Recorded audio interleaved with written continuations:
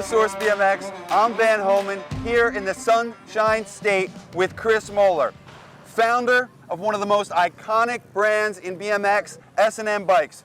Chris not only influenced the early days of dirt jumping by being the first person to ever do a bar spin on a dirt jump, but also began designing bikes to meet the demands of the rapid progression in BMX. All right, Chris, before we dive into the specifics of the bike, what inspired you to start building and designing bikes in the first place? It seems like a pretty ambitious undertaking for a 16-year-old in the 80s. Yeah, it really was. I needed a better bike. All the bikes would break, and so I needed a bike I could race on, ride street on, ride dirt on, not break it, but not have it be too heavy. So that was really the motivation for starting SNM. All right, Chris, let's talk about the frame. If I'm not mistaken, the Mad Dog was the first SNM frame ever designed? It was not. It was not. The first SNM frame was the K9 design. Okay. Yeah, K9 dog design. I designed it. All right. Took me about a few months to realize that was real stupid. Okay. And then we just changed it to the Mad Dog. I didn't really want to have my own nickname on the bike. Okay. So I thought I'd get around it with the K9. Okay. But it was terrible. But in the end, the first bike, you gave yourself a signature bike? Yes. Yeah, okay. So let's talk about the Mad Dog design. What is this thing overall designed to ride, and how has it been modernized to fit current day? This bike is really designed for myself and people like myself that ride trails, pump tracks, maybe go to the BMX track once in a while. You're not trying to race this thing in the AA Pro class, but just maybe an older guy that likes to ride trails and pump tracks, so I wanted it to be light. I wanted the geometry to be relatively forgiving. So the geometry is, 74.25 on the head tube.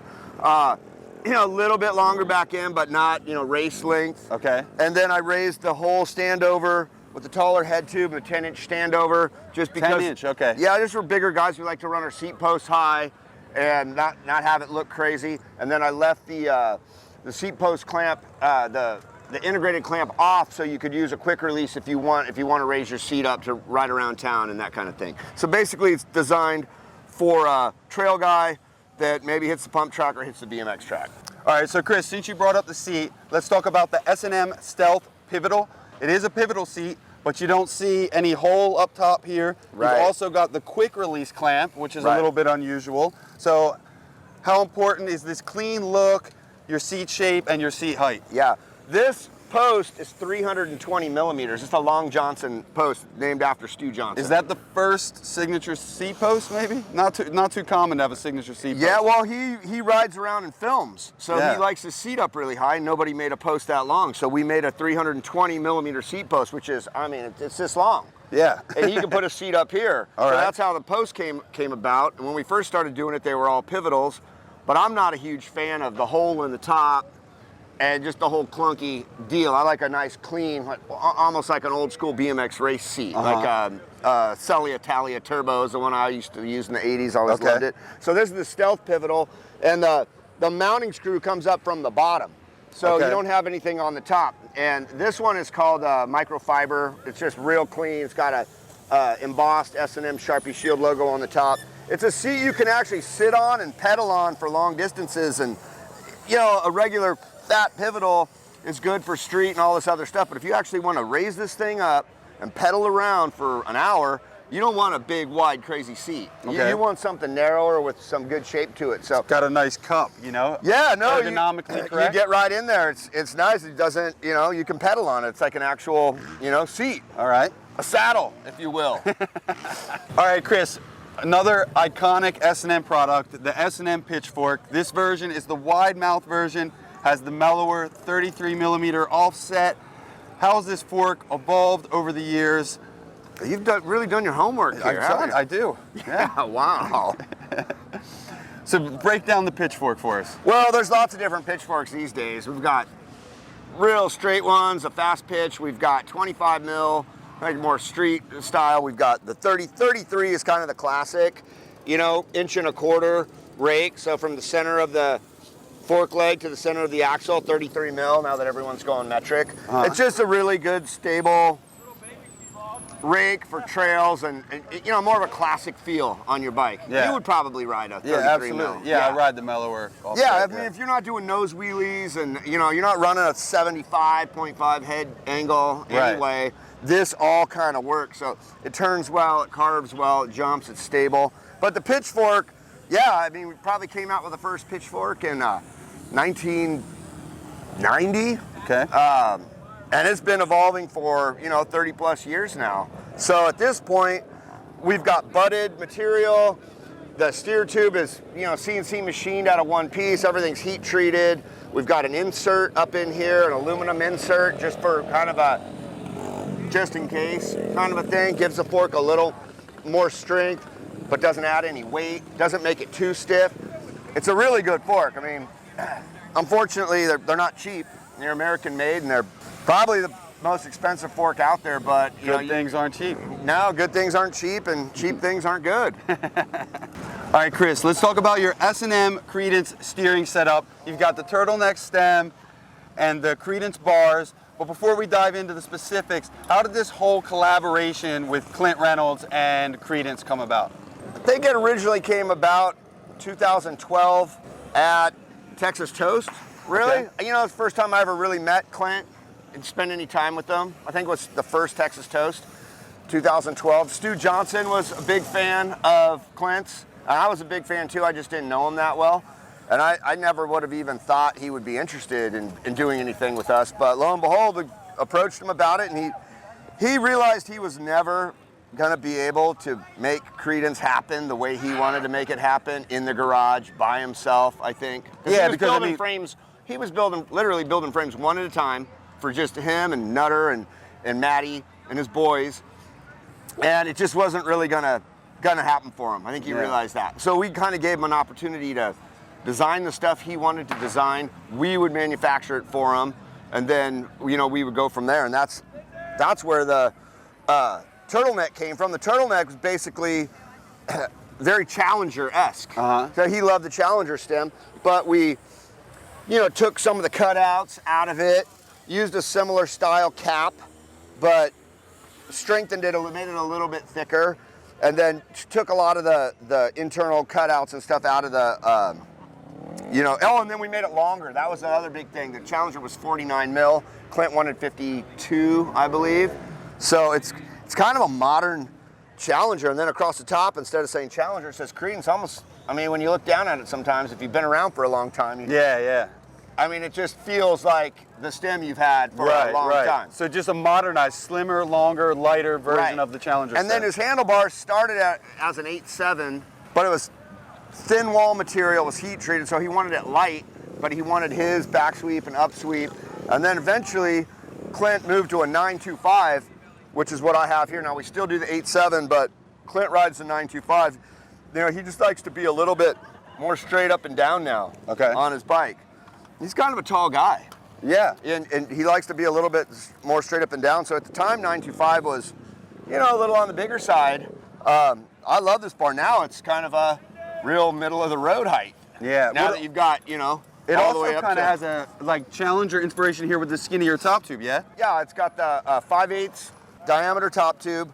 So yeah, this whole setup right here, for me, it just feels like the setup I've had for a long time because I always ran the race bars and I always ran a Challenger or a race stem. And now the Credence stuff is very similar, but beefed up a little bit and slightly updated, sweep and rise. So it's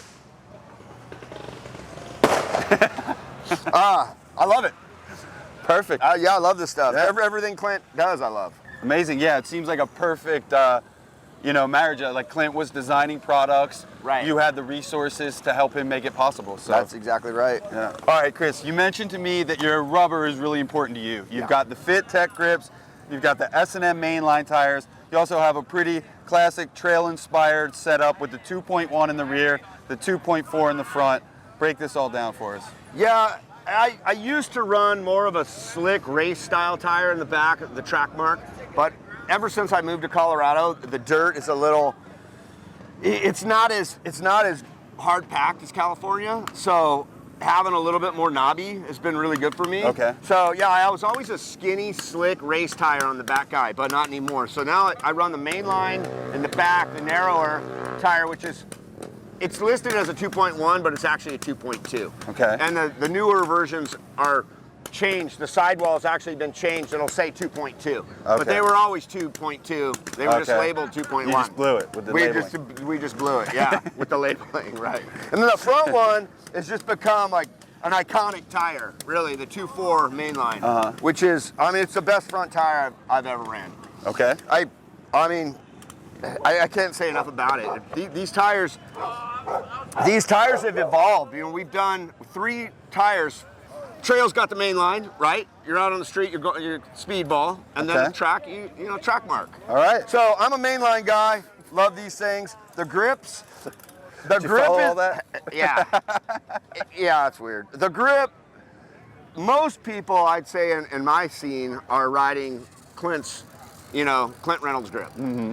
I ride the Fit Tech grip, which, if we take it way back, remember back in the day, this was the Chase Dehart grip. Yeah. Do you remember that? Yeah, I do. And when those guys left to do Colt, we still had the mold for this grip, and I frickin' love this grip. I always have loved this grip. It's made of ODI. It's a really small diameter. It's super soft. My hands, as I've gotten older, my hands are just kind of tweaked. Okay. So a Reynolds grip is really good if you stretch it, in my opinion, and it wears in a little bit, and it gets smaller. Whereas like a Hoder grip, which is probably the most popular grip in BMX that we make too, that grip is kind of large, but people like it because, you know, it has a lot of cushion. Yeah, the impact, have big hits. And then also, they can run it for a long time before it wears out. This grip right here is kind of, I don't feel like people know about this grip. I mean, it's Fit Tech, the Fit Tech grip. Yeah, it's undervalued, underappreciated. It's underappreciated. I mean, it just sounds, you know, who wants the Fit Tech grip? It really should have a different, I don't know what we should do here. It's just a badass grip. I mean, feel this thing. I mean, it's honestly. the Dehart grip. We just need to market Dehart.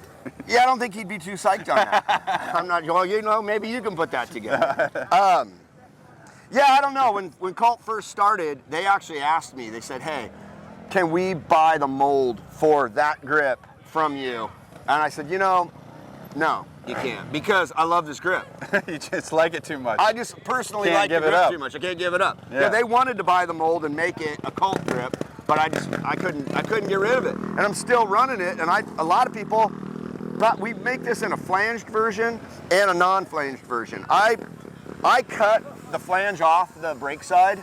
That's just how I like to do it. Yeah, mix it up. Yeah, well, you know, it's just nice. You've got this big flange with their lever, and it's scrunching the flange. It's just funky, you know? Yeah. So I've always cut the flange off the right, but yeah, Fit Tech grip and SNM mainline tires. I love both of those.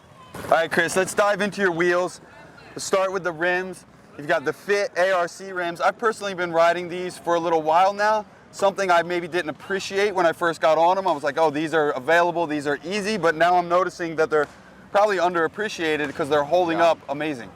Yeah, we actually call them the ARC rim, and I'm not sure how we came up with that name, but these rims came about, you know, when Ben Ward was working with me. He had just been working at Odyssey. He came to work for SNM and Fit, and he had designed some rims for Odyssey, so he had a lot of knowledge in the rim department. So what we wanted to do was do something that wasn't too wide. You know, a lot of these new street rims are super wide. You know what? People don't run brakes. Right. So they do a really wide rim. They've got this real offset spoke pattern. Right. What we wanted to do here was a little bit narrower rim with more of a traditional spoke offset that was going to be light but super strong. So these are pinned seams and they're welded, and then that weld is ground down. So if you do run U-brakes, you know, you have a nice smooth surface, and the brake, and the rim's not so wide that your tire gets even wider.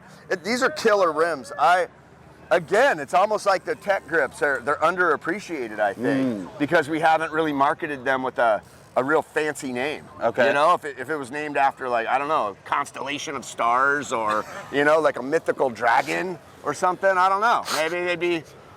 Maybe they'd be more popular. What do you got? What's the mythical dragon's name? I don't know. Let's rename these rims right now. Yeah, I don't know. Puff the Magic Rim? How's that?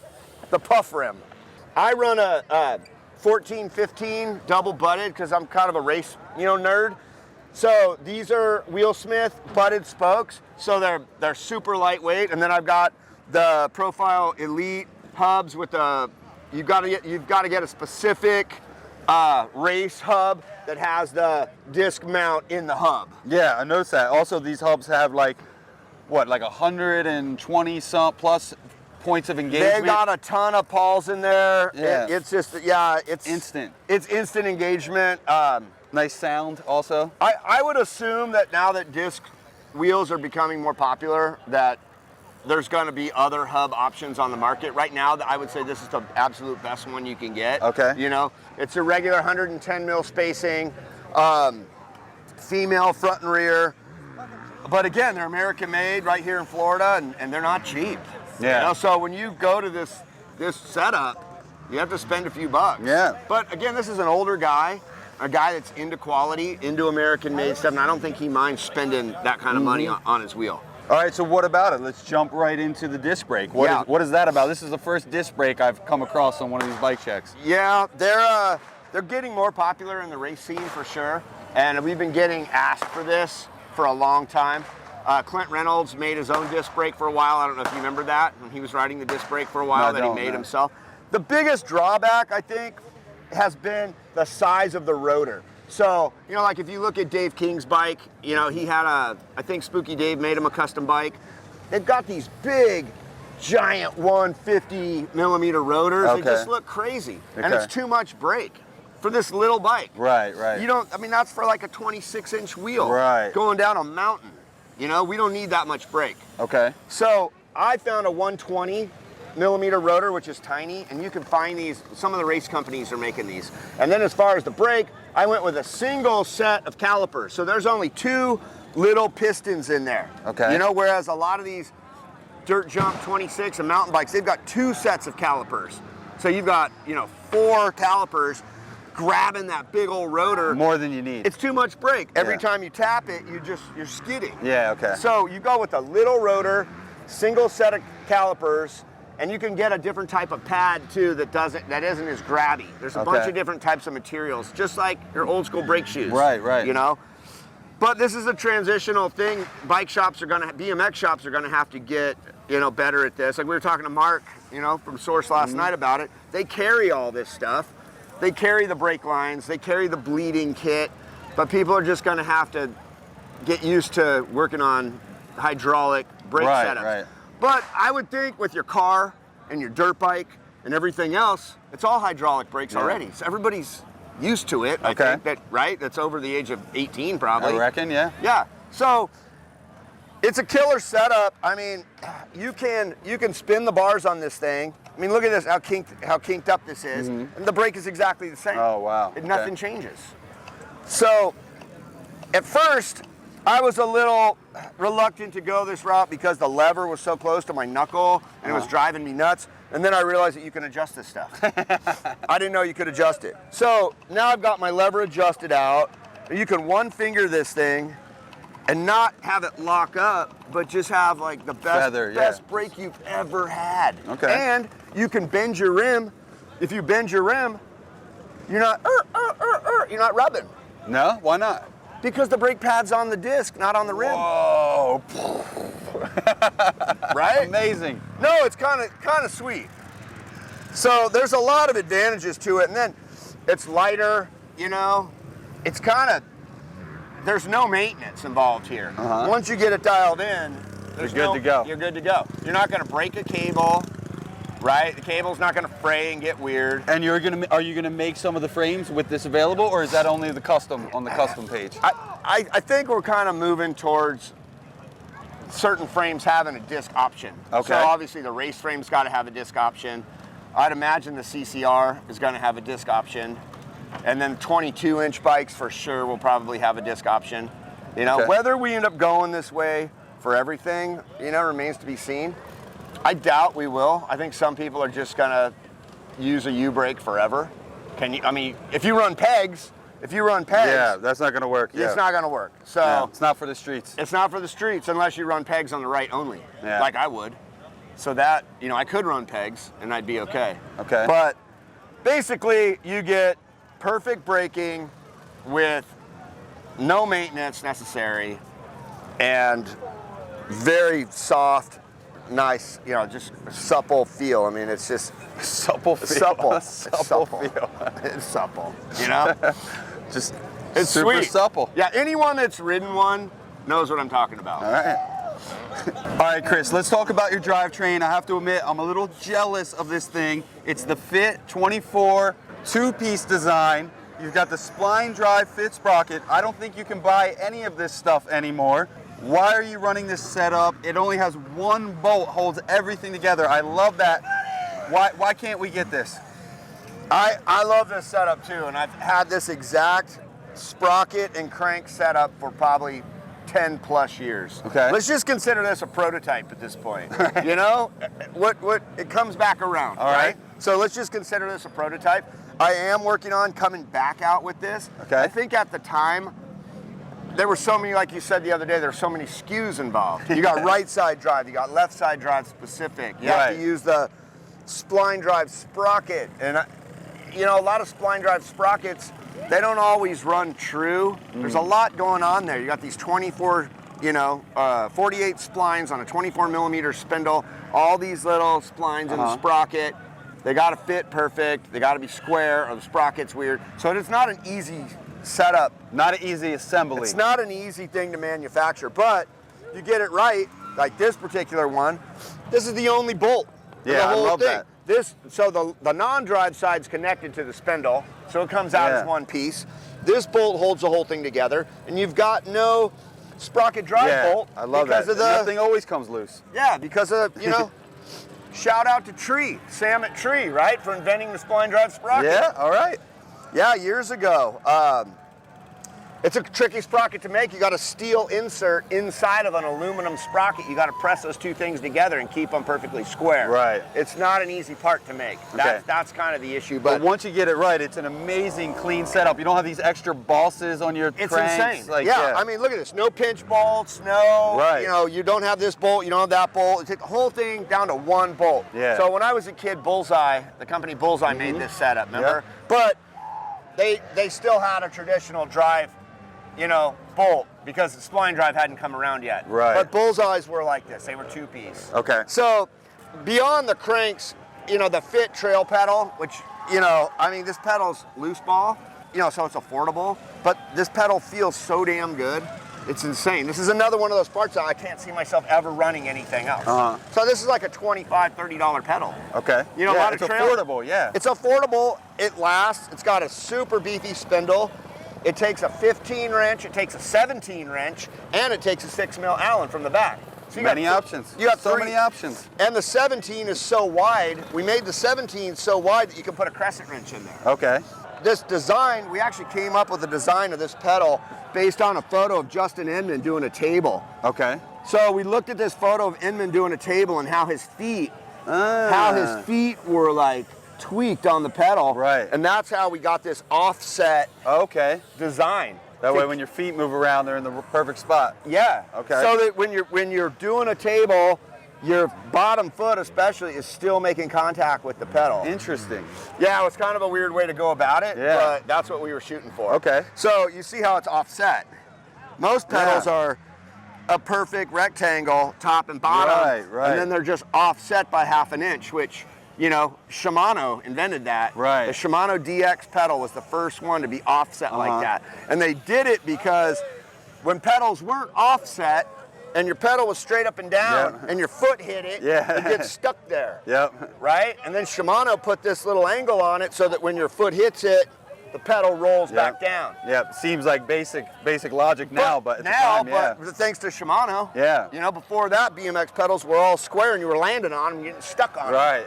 Now they roll down. And not only do they roll because they offset the pedal to the front, they always roll towards the ball of your foot. That's where you want it to roll. Right. You don't want it to roll back. Right. So that's why your pedals are offset to the front.